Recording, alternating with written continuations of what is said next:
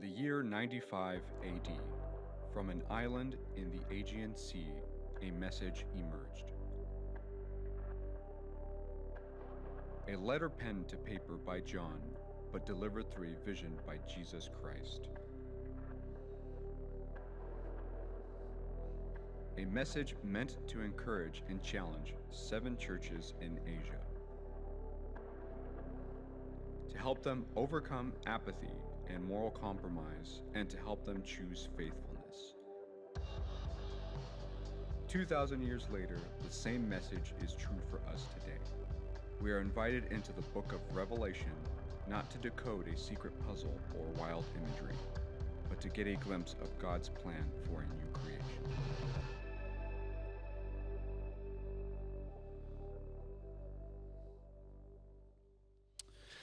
Well, good morning, 11 a.m. I got to say this. We're only 3 weeks into this 2-service thing. And 11 a.m., you guys are a little more rowdy. Less of you, but more of you, if you know what I mean. So kudos to you. I think we might get a little bit more wild in here. I have no idea what that means. But, all right. What if Jesus gave the Bridge Church in Chino a word?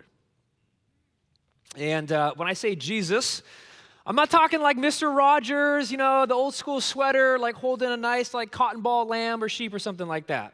I'm talking the risen, exalted, glorified Jesus. The Jesus we learned about last week, white hair, gold breastplate, shoes made out of bronze, sword coming out of mouth, fire in his eyes, like that Jesus. Stars in his hands. Louis came ready this morning. Come on, man. You're part of the 11 a.m. This is why it's wild, because Louis is in here. Don't get me off track this morning, all right? So what if that Jesus gave us a word? Not a church in downtown Los Angeles or Fresno. No, the Bridge Church in Chino. With all of our uniqueness and particularities. So you live here in Chino, you wake up in the morning, you smell the cows. Some of us have invested hundreds of dollars into commercial industrial fly swatters. I have never lived somewhere. Last week, I felt like the Preserve felt like they won the award to host the Olympics. That's how we were celebrating the fact that we have a Stater Brothers here. Oh my gosh. What would Jesus say to us? How would he say it? Would Jesus use, what they call the praise sandwich? Some people call it the Oreo now. It's where you, if you're going to give someone constructive feedback, you're going to have some negative words. You start it with a nice positive compliment, and then you end it with the positive compliment. Because in the middle, there you got that constructive criticism. You guys know what I'm talking about? All right. So you start with the compliment, you end with a compliment so that it kind of softens the blow of any type of critical feedback you're going to give. Is that how Jesus would talk to us? If he did, just using our imagination, this isn't in the scriptures, I have a sense that Jesus might encourage the Bridge something like, man, Bridge, you are so generous. The amount of generosity over the last couple of decades of this church is absolutely enormous. Well done, the Bridge. I think he might also encourage us saying, wow, Bridge, you're so diverse. The amount of different races and ethnicities and generations here in this room, well done. You guys are a picture of my kingdom, every tribe and tongue. I think he might say, well, thank you so much for being faithful. You moved into a new building during a global pandemic and you stayed faithful even though it was weird. Well done. I think he also might say, man, so many of you guys have stepped up to be volunteers for Bridge Kids on a Sunday and the welcome team and hospitality. Well done. Nevertheless, I hold this against you. Oh, and here comes the meat. If Jesus had constructive feedback for us, what would it be? Meaning, what would be our blind spots? You know, like the stuff that he needs to wake us up to, maybe to do a course correction. Where are we more like our culture than we are like Jesus of Nazareth? What would that be like?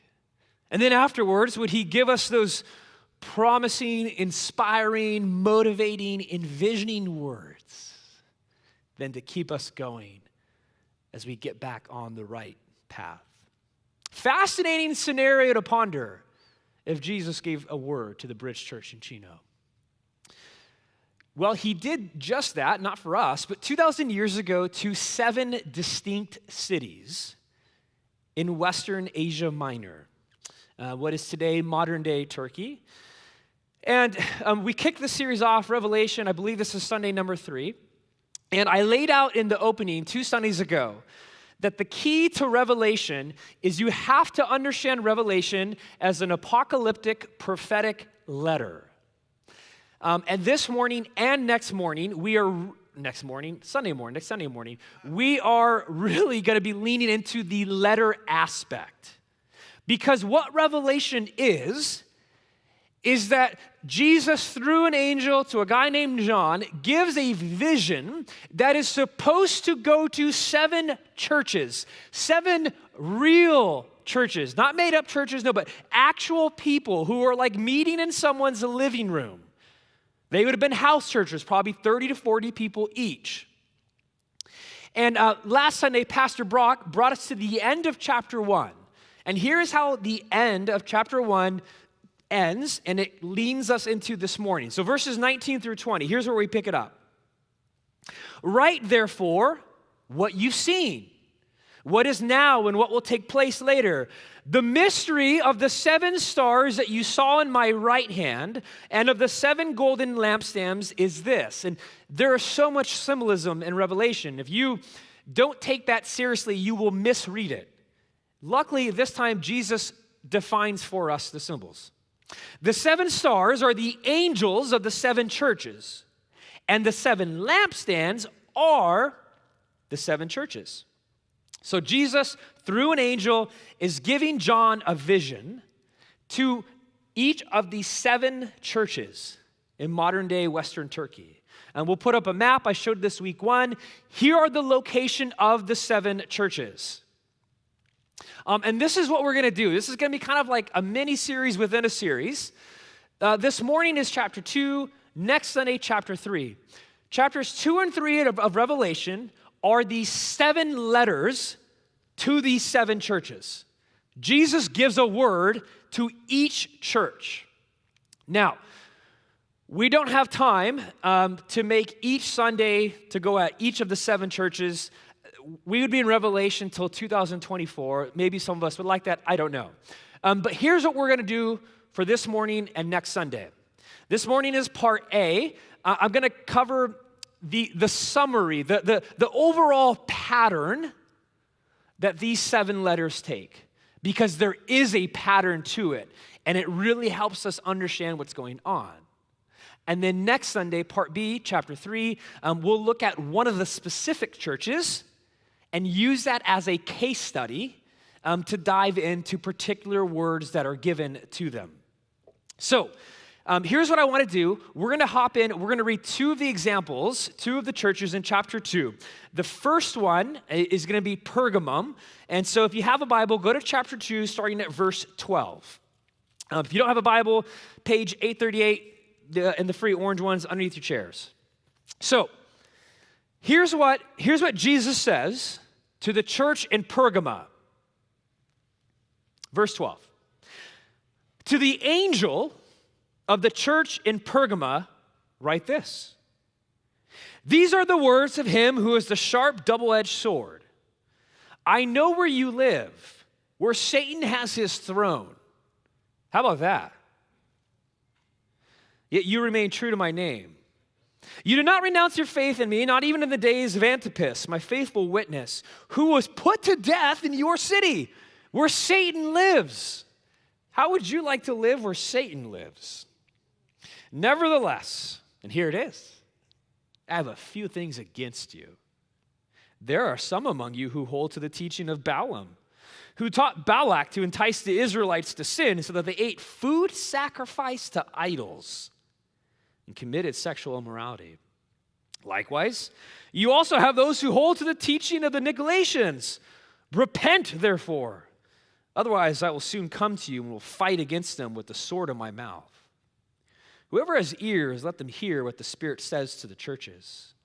And to the one who is victorious, I will give some of the hidden manna. I will also give that person a white stone with the new name written on it, known only to the one who receives it. All right. Things are getting spicy in Revelation now. I know where you live. Satan's throne. There's going to be apparently hidden bread dropping out of the sky. Food sacrificed to idols. And sexual immorality. All right. It is impossible for me to address everything going on in chapter 2, and that same statement will apply to chapter 3. So if you want to go deeper, as Rachel, go on the podcast. By the way, we're going to be a couple weeks behind. So like what we go over this morning, we'll address a couple weeks from now on the podcast, but we'll end up going over everything, get a book. But here's what I want to focus on this morning. 2 things. The first, there is a particular form or pattern to each of these 7 letters. And Jesus pretty much follows the exact same form and pattern when he gives a word to each of these 7 churches. And one of the ways that can help us really understand what's going on here is to grasp the pattern that he's giving. So here is the pattern that Jesus gives. We'll put this up on the screen. I'm just going to go through these real quick. It's going to help us understand what's going on here. The first thing that Jesus does is he addresses the church's angel. By the way, cool thing, apparently every church has a guardian angel. At least they do in Revelation. Second thing, he then describes the vision of Jesus in chapter 1. So everything that he says about that comes back up in chapter 2 and 3 from that vision in chapter 1. The third thing is that he commends them. He encourages them. He says something positive about them. And then the praise sandwich turns into the meat, and he rebukes them and calls for change. But then after the change, he promises, and he uses this phrase, to the one who conquers. And then there is always a statement about listening to the Spirit. So each of these 7 letters follows this pattern. Now, there are some exceptions, like 1 or 2 of them. There are 1 or 2 churches where Jesus actually doesn't rebuke them. He only has positive things to say about them. And then there's actually 1 church where he has nothing positive to say about them. All he does is rebuke them. But by and large, this is the pattern of these letters to the 7 churches. Now, if that was a lot, here's just a really easy way to summarize this. And this comes from Eugene Peterson in his book, Reverse Thunder. 3 main elements to this: affirmation, correction, motivating promise. This is what Jesus does there. He's going to affirm the church, he's going to correct the church, and then he's going to motivate them with a promise. So here's what I want to do now. I want us to read another word to a church in chapter 2, using this pattern, using this form that I just gave you. So now we're going to read the letter to the church in Thyatira, which is verses 18 through 29. And we're going to follow this pattern. You'll see what I'm talking about here. So first thing he does, verse 18, he addresses the church's angel. To the angel of the church in Thyatira, write this. Then there's a description of Christ. These are the words of the Son of God, whose eyes are like a blazing fire and whose feet are like burnished bronze. And then he commends them, verse 19. I know your deeds, your love and your faith, your service and perseverance, that you are now doing more than you did at first. And now he rebukes them. Verse 20. Nevertheless, I have this against you. You tolerate that woman Jezebel, who calls herself a prophet. By her teaching, she misleads my servants into sexual immorality, and here it is again, and the eating of food sacrificed to idols. I have given her time to repent of immorality, but she's unwilling. So I will cast her on a bed of suffering, and I will make those who commit adultery with her suffer intensely, unless they repent of her ways. I will strike her children dead. Then all the churches will know that I am he who searches hearts and minds, and I will repay each of you according to your deeds. Now I say to the rest of you in Thyatira, to you who do not hold to her teaching and have not learned Satan's so-called deep secrets, I will not impose any other burden on you except to hold on to what you have until I come. That was all part of the rebuke. Two more parts. The fifth one, he gives the promise for the one who conquers. To the one who's victorious and does my will to the end, I will give you authority over the nations. That one will rule them with an iron scepter and will dash them to pieces like pottery. Just as I have received authority from my Father, I will also give that one the morning star. And then lastly, an invitation to listen to the Spirit. Whoever has ears, let them hear what the Spirit says to the churches. All right. That's pretty intense stuff. At least it was for me first couple times I'm reading this. You got Satan's throne, you got meat sacrificed to idols, crazy stuff going on. This is exactly why people have such a hard time reading Revelation. It is like precisely because of passages like this. It's helpful, at least it is for me, to like see the pattern and the form that it takes. And to be able to parse out, okay, he's doing this, he's doing this, he's doing this. But there's one other piece, and I would argue this is the most important piece to understanding Revelation. Remember, I opened up with like, what if? Imagine if Jesus wrote a word to the Bridge Church in Chino. And then I kind of rattled off a couple things. Generosity, diversity, moving in during a tough time, volunteers. You might understand what I'm saying in that. However, if you understood the cultural context of what was going on in the church at those times, it would come alive. You would understand it way more. Let me give some examples. The whole extravagant generosity thing. If someone told you, hey, the reason why this church has been so generous is because people like in the 30s, 40s, and 50s moved here, dairy farmers, and they bought up a bunch of land, they put dairies, and then decades later, developers come in, they're building commercial buildings and houses, and so those people with the dairy farms sold them off. Some of them belonged to the Bridge, and so because they were such financial stewards of their money in God's kingdom, they gave that money to the Bridge, and that's why we have this beautiful facility. Paid for. Come on. That would make sense of the extravagant generosity. Okay, the diversity comment. What's the background to that? Well, the background to that is that the preserve, this immediate area, I mean, we are naturally diverse. African American, Hispanic, Asian, and Caucasian. That is who the Bridge is. If you understand the cultural context, you understand our diversity. Well, I talked about remaining faithful, even though it was a weird, awkward time to move in. Yeah, we moved to this building in February of 2020, and a couple weeks later, the world shuts down. We worked through that. And then all this comment about the volunteers. Why did they get so many volunteers? Well, if you knew the cultural context that we were going to 2 services, we added an additional English service, so we had to get more Bridge Kids volunteers and more for the Sunday welcome team. You would understand why that made sense. Cultural context, when you understand the situation and the circumstances, you understand better what's being said in the letter. All of that makes us ask this question.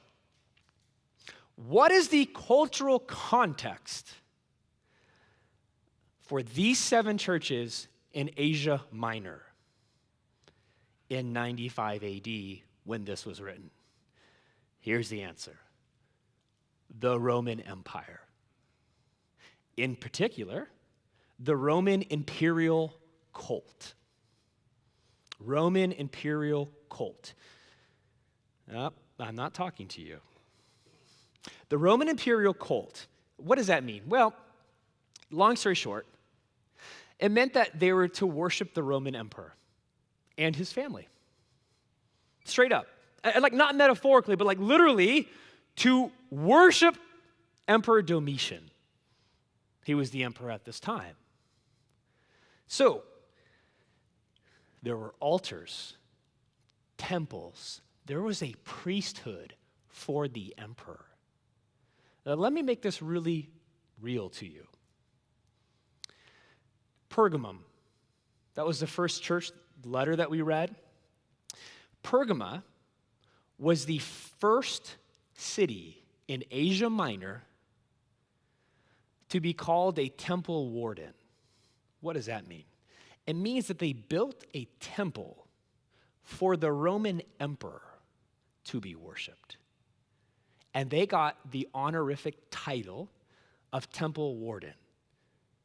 It's like, you know how cities, international cities fight to host the Olympics? And so everyone puts their bid in. London, Los Angeles, Paris, Hong Kong, whatever. Cities were going to the emperor because they wanted to build a temple for him so that then they could get his safety, his security, his army, his economic success. Cities were going to him, making their bids, hey, we'll build you a temple so that if we need anything, he'll protect us. Check this out. Of the 7 churches in Revelation, 6 of them have temples for the emperor.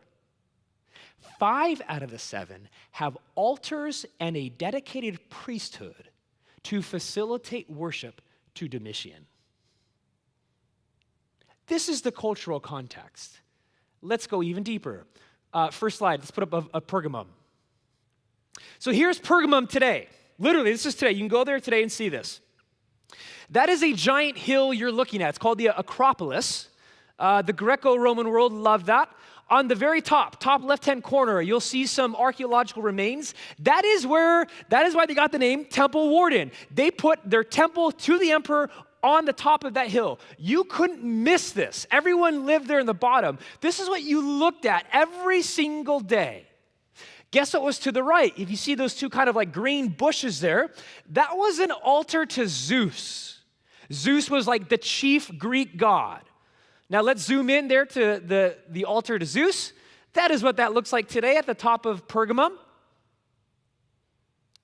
This was the city of Pergamum. So why does Jesus say, I know where you live, where Satan lives, where Satan's throne is? He's talking about this. That behind all these Roman and Greek gods and the emperor was demonic activity. I know that sounds weird to us, but this is the cultural context, specifically for Pergamum. So if you live there, like I said, you're going through your apartment downtown, you could not miss this hill. It was giant, it was 1,000 feet up. And you were told to worship. Now here's the fascinating thing. Ephesus. I skipped over them. That was the first church, the beginning of chapter 2, that John is writing to. Did you know that Ephesus, towards the end of the first century, is in competition with Pergamum? Because Ephesus wants to build a temple to the emperor. They want to get on into the safety, the security, the economic success. They build a temple for Domitian in downtown Ephesus. Here's the archaeological ruins of it. This is in Ephesus, and this is the temple to Domitian. All the remains are today. Next picture. That's what it looked like at the end of the first century. You couldn't miss it. It was a big deal. Now, Domitian, the Roman emperor at the time during Revelation, he was a really, really humble guy. So he decided that a 24-foot statue of him be in front of that, which looks like this today. That dude's over 6 feet. I mean, the arm of Domitian is pretty much almost just the size of the guy. So, Ephesus, Pergamum, the Roman imperial cult. If you're a Christian and you're in one of these house churches that make up these 7 churches, this is the culture that you were immersed in. When you went to work, when you went to the market to get your food, you could not escape the cultural pressure to worship Domitian. We have historical evidence that he told people to call him Lord and God. And you got to know this. This is different in America today. We separate church and state. For them back then, it was all together. Business, religion, politics, everything was together. It was intermingled. So they had like their version of like labor unions back then. When they would do business deals together, the meat that they would eat was leftover meat that had been sacrificed to Domitian. When you went to the market to pick up your T-bone steak, there's a really good chance that that meat was leftover meat from an altar to Zeus. When you were at a banquet hall party for a festive social gathering, and there was some good steak there was a really good chance that that was leftover meat that had been sacrificed to Domitian. This is the world they lived in. And these Christians were a minority. They were oppressed, and they were feeling the pull to participate in these activities because that was life for them. This happened at athletic activities. This happened at weddings, musical compositions, everything. And again, cities wanted this because they wanted the safety and security and the economic success of the emperor. Now, let's put all of this together. What was the main criticism that Jesus gives to Pergama, to Ephesus, to Thyatira? Let's reread it again. Chapter 2, verse 14. After he calls Pergama the location of Satan's throne, which now we know why, nevertheless, a few things I have against you. There are some among you who hold to the teaching of Balaam, who taught Balak to entice the Israelites to sin, so that they ate food sacrificed to idols and committed sexual immorality. Go to verse 20, now to the church of Thyatira. Nevertheless, I have this against you. You tolerate that woman Jezebel, who calls herself a prophet. By her teaching, she misleads my servants into sexual immorality and the eating of food sacrificed to idols. Now, you got some weird names in there, Jezebel, Balaam, Balak, all that. I don't have time to get into it. What's going on there is that he's alluding to 2 Old Testament stories, Numbers, 1st, 2nd Kings, of prophets and people who took Israelites and tempted them with false gods. And how? By eating the meat that was sacrificed to that idol. So this word that Jesus is giving, and I've just covered 3 churches in chapter 2, they are being tempted to compromise with their surrounding culture. They're being tempted to participate in Roman cultural life, to conform. And it probably went like this. Oh, come on. We know that you guys worship Jesus. We know that he's your God, but you know what? Just eat this meat that was left over from sacrifice to Domitian. It's not a big deal. We're all just hanging out. We're making some business deals. Come on, this is like the Olympic Games. It's not a big deal for you to eat this meat. We know that there aren't really any idols. This is fine. It's going to be okay. And don't you guys believe in freedom and grace? Oh, you'll be forgiven. This is not a big deal. NBD. Just have this meat. This is in the banquet hall. This is at the soccer fields, theater. All this stuff's intertwined. Many scholars, you probably wonder, well, what's up with the sexual immorality there? There's a debate within scholarship, is this to be taken literally or metaphorically? I actually think both. And the reason why it's both is, and this is weird for us, but at their temples, they would have prostitutes because they held to like fertility gods. Now, I think the deeper point here is that Jesus is saying, you're committing spiritual adultery to me. You're worshiping other gods. You're cheating on me.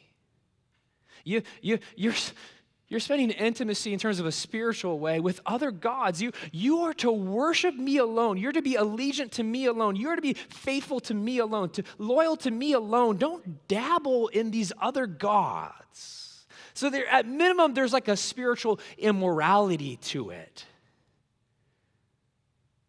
And I think he's saying, don't lose your distinct Christian identity. Don't become like your surrounding culture.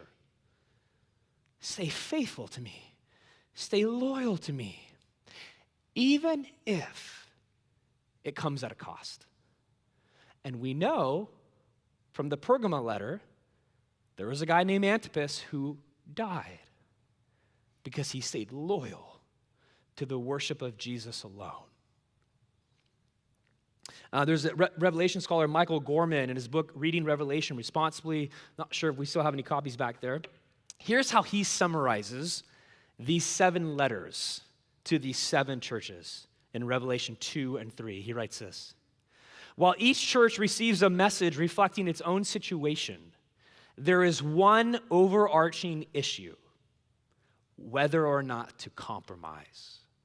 Specifically, will these churches be faithful witnesses both to Jesus and like Jesus by refraining from participation in the cultural norm of pagan religion, including the imperial cult, even if it entails serious consequences, social, economic, and political? All right, what does this mean today? Last time I checked, here in Chino, I don't see physical temples, I don't see altars, and I don't see a priesthood, that's like dedicated to worshiping the federal government or something like that. But I do think we are tempted today to accommodate and conform to our local culture. And so the question becomes, where are we compromising? Where are we choosing the culture more than we're choosing Jesus? Where are we participating in the ways of our culture that don't have to do with following Jesus Christ? In other words, what are our blind spots? What's the water we're swimming in, the air that we breathe subconsciously that we're not even aware of, that we're doing, that is copying culture but is opposite of the way of Jesus? It's like if you're married or if you have a best friend, like a roommate that you live with, and you're around them enough, your blind spots become pretty obvious very quickly. To me, marriage is almost like taking a magnifying glass and it's going to show your weaknesses to your spouse real quick. And that's why marriage is hard. It's beautiful, but it's hard. And it's because your blind spots, what you're not aware of that's wrong with you, becomes very evident to someone else. What are our blind spots? I thought of 2 that are unique to us, I think, here in Chino or the Chino Valley or Southern California, however you want to kind of cut that up. And I think these ways, we end up elevating and worshiping them more than we do to Jesus. And these might hurt a little bit, just going to warn you. But I think they are our blind spots. So what's the first one?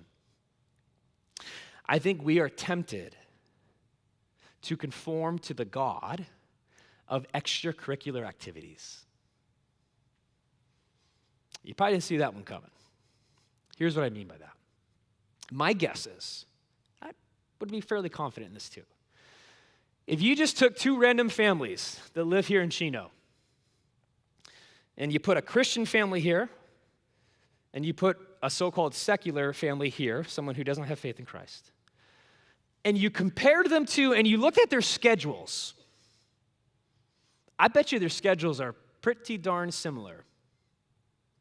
And I bet you they're full of a bunch of extracurricular activities. We have bought into a lie from our culture. And the lie is this. Oh, your kids, your grandkids, whatever they are, you need to take all the AP classes. You need Boy Scouts, Eagle Scouts, baseball, basketball, soccer, football. Music, you gotta learn the piano and violin, and every night of the week, you gotta be doing all this stuff. Why? Because that is how you become great and successful. We have bought into that lie. Now, a couple things. Here's what I'm not saying. I'm not saying it's bad or sinful to do extracurricular activities. That's not what I'm saying. I'll use myself as an example. I took 6 AP classes in high school. Super grateful. I graduated a semester early from college because of it. Saved me thousands of dollars. It's awesome. I'm not bagging on that stuff. There's nothing wrong with them. Let me use my son as an example. So we just started the world of Little League, which is an interesting culture. They call it T-ball. Dude, they don't even use the tee anymore. It's like live pitching. This is shocking to me. The dude's like 5 years old, and they already got a coach who's like, phew, phew, phew. Okay. So every Saturday morning, we're at Ayala Park now. Come join me there with the thousands of other people there. Every Monday night, we are at Ayala Park now for practice. But we drew the line. They're supposed to have 2 practices a week for T-ball. Monday and Wednesday night, and then game Saturday morning. Now, we made a decision, Rachel and I. Hey, Parker, absolutely, Saturday morning, Monday night practice, absolutely. And I'm coaching. We said no to Wednesday night. Why? For us, and I'm just sharing with you personal conviction. Do with it as you want. We value Parker's spiritual formation. We want to raise Parker that his priority and the thing that actually will set him up for success is spending more time with Jesus. And so on Wednesday nights, he's here at church in Bridge Kids with other kids his age learning about Jesus. Now, I don't mean that in a legalistic way. All I'm doing with this is I'm just pointing out a cultural practice that we swim in, and I'm just bringing attention to it, saying, hey. And the lie is that the best thing for your kid or whatever your thing is that this will make them successful and great. And I just got to tell you, I did the AP classes. I lettered in varsity baseball 4 years of high school. I did all this stuff. The most powerful, formative things for me were not those things. And then we wonder, and Brock could tell you about this, all the studies show that guess what? Millennials and Gen Z and everyone else, they graduate high school, they go off to college, and what do? Most of them lose their faith. And it's because they had a shallow faith in high school. And it's because they're doing everything else other than being the hands and feet of Jesus. And then we wonder why they leave the faith. Well, yeah, let's look at how we form and train them in junior high and high school. And again, that's not a guilt trip. I'm just saying this is the water we swim in. I think it's a false god of ours. And so for Parker, our thing is like, man, extracurricular activities, those things give him life. Absolutely. But we also want to lean into the one who gives him eternal life. Everyone makes sacrifices in their schedule. It is impossible not to. The question is, who will you sacrifice your schedule for? Will you sacrifice your schedule for the false gods of security and success? Or will you sacrifice your schedule for the God revealed in Jesus who died for you and gives you eternal life? All right, second one. We're just getting going. What is the second area, at least just from my observation, could be wrong, that I think we conform to culture and its practices here in this area. And yes, I am going to go there, and it's politics. Just my observation. I did not grow up in Chino. I've only been here, next month will be 5 years exactly. I am more convinced than ever that there is a new religion in America. You know what the new religion is? Politics. Politics is the new religion. And I actually got that from an article that I read just 2 weeks ago from The Atlantic. One of the most fascinating articles I've ever read. It's from some sociologists, and they gave statistics. Like, this isn't their opinion. This is just statistics. Here was their point. Do you know this, that church attendance has decreased while political fervor has increased? Isn't that interesting? Here's the sting of the article. You know who they were examining and where they got their data from? Bible Belt America. So, the so-called conservative Christians, their church attendance has decreased while their political involvement has skyrocketed. That's interesting to me. May I say it's a little hypocritical to me. So, you got apparently people in America who are spending more time on Facebook being keyboard warriors and just doing all their things about politics.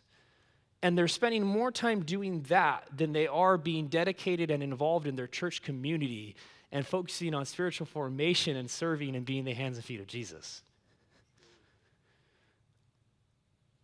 It just seems a little backwards to me. And then it's fascinating, and you look at Revelation. That is exactly what was going on there. These 7 churches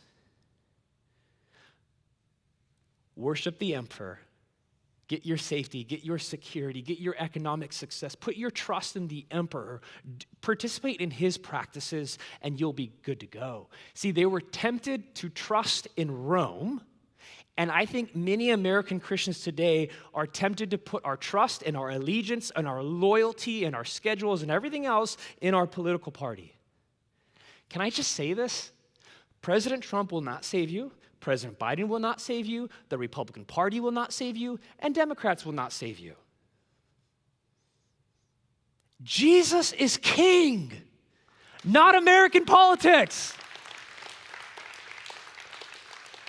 It just blows my mind.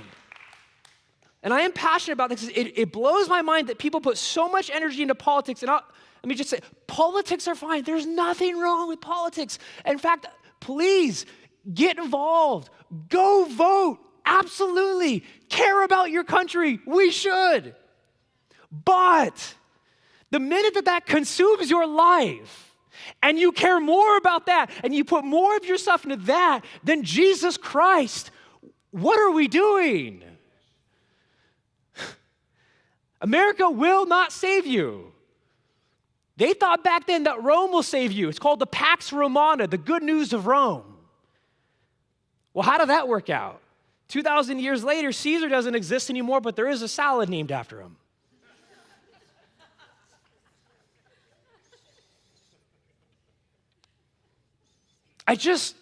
Can we stop with the worship and the loyalty and the allegiance to politics over Jesus? Can Jesus be on the throne of your heart and not a political figure? A political figure is not going to die for you, and he's not going to bring you eternal life.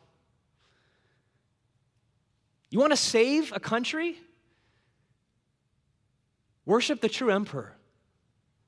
And that includes your schedule and your time and your money. All right, enough of that. What is Revelation? It's an unveiling. Revelation is the disclosure of ultimate reality. And I think this morning the invitation is for God to unveil, to reveal our cultural blind spots. Where are you being pulled, tempted with the practices of culture more than becoming like Jesus? That is the question. And Revelation was written for that sole purpose. to a small group of followers of Jesus amongst a mighty empire who's calling them to worship Domitian. And John, Jesus gives him a vision and says, this is ultimate reality. Jesus is on the throne. Stay faithful to him. Why? Because there's good news coming. You know the promises that he makes at the end of each of these 7 letters? I didn't tell this to 9 a.m. This is a freebie. Where he says, to the one who conquers, and then he gives a promise. You know that every single one of those promises is brought back up in chapters 21 and 22? When the new Jerusalem descends and heaven comes to earth? He's saying, here's the promise, hang on to it. Because in the end, it's way better. I want to invite the music team back up. As they come up, here's how I want to end this morning in terms of the sermon. I want to end with Jesus' closing words to each of the 7, or to each of the 4 churches in chapter 2. And I just want to let these words do their thing, not my words. Before I read them, I just want to say this. No politician and no extracurricular activity can ever make these promises to you. Only Jesus can. Here are the words. Verse 7. Whoever has ears, let them hear what the Spirit says to the churches. To the one who's victorious, I will give the right to eat from the tree of life, which is in the paradise of God. Verse 11. Whoever has ears, let them hear what the Spirit says to the churches. The one who's victorious will not be hurt at all by the second death. Verse 17. Whoever has ears, let them hear what the Spirit says to the churches. To the one who's victorious, I will give some of the hidden manna. I will also give that person a white stone with a new name written on it, known only to the one who receives it. And verse 26, to the one who is victorious and does my will to the end, I will give authority over the nations. Whoever has ears, let them hear what the Spirit says to the churches. And so that's what we want to do this morning now. We just kind of metaphorically want to open up our hearts. Jesus, what are you saying to us? The risen, exalted Jesus, not Mr. Rogers, the exalted one, the one who's defeated death. He's standing here right now with us. He's in the room. What is he wanting to say to us? What are our blind spots? The prayer team is going to come forward now. They're going to be up here in front of the stage. If you need prayer for anything, they want to pray for you. And so let's just have some moments. Stillness. What is the Spirit saying?